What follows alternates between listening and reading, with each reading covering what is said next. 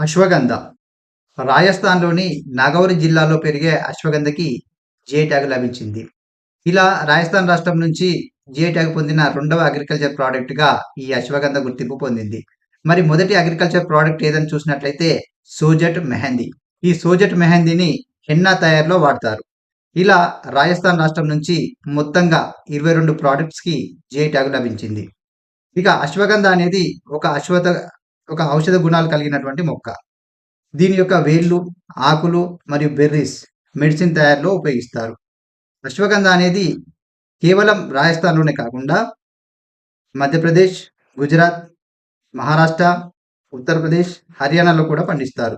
కానీ రాజస్థాన్‌లోని నగౌరి ప్రాంతానికి చెందిన నగౌరి ప్రాంతంలో పండించే అశ్వగంధకి ఒక ప్రత్యేకత ఉంది. అక్కడ ఆ ప్రాంత భౌగోళిక పరిస్థితులైనటువంటి ఎండ వాతావరణం, మట్టి మరియు సాంప్రదాయ వ్యవసాయ పద్ధతుల వలన ఎక్కువ ఔషధ గుణాలను కలిగి ఉంటుంది. ఇక జిఐ ట్యాగ్ ఎవరిస్తారని చూసుకున్నట్లయితే, జిఐ ట్యాగ్ అనగా జియోగ్రాఫికల్ ఇండికేషన్స్. దీన్ని తెలుగులో భౌగోళిక గుర్తింపు అంటాం. దీనిని చెన్నైకి చెందిన జియోగ్రాఫికల్ ఇండికేషన్స్ రిజిస్ట్రీ అనే సంస్థ మంజూరు చేస్తుంది.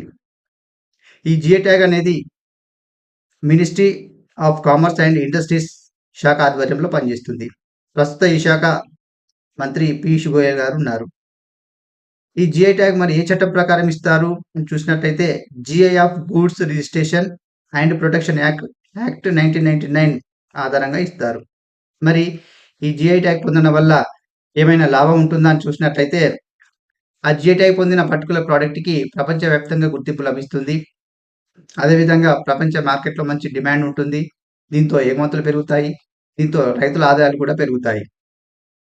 ఇక నగౌరి ప్రాంతానికి ఇంకొక ప్రత్యేకత కూడా ఉంది. 1959 అక్టోబర్ 2న అప్పటి భారత ప్రధాని జవహర్లాల్ నెహ్రూ గారు పంచాయతీరాజ్ చట్టాన్ని మొదటగా ఇక్కడే అమలు చేశారు.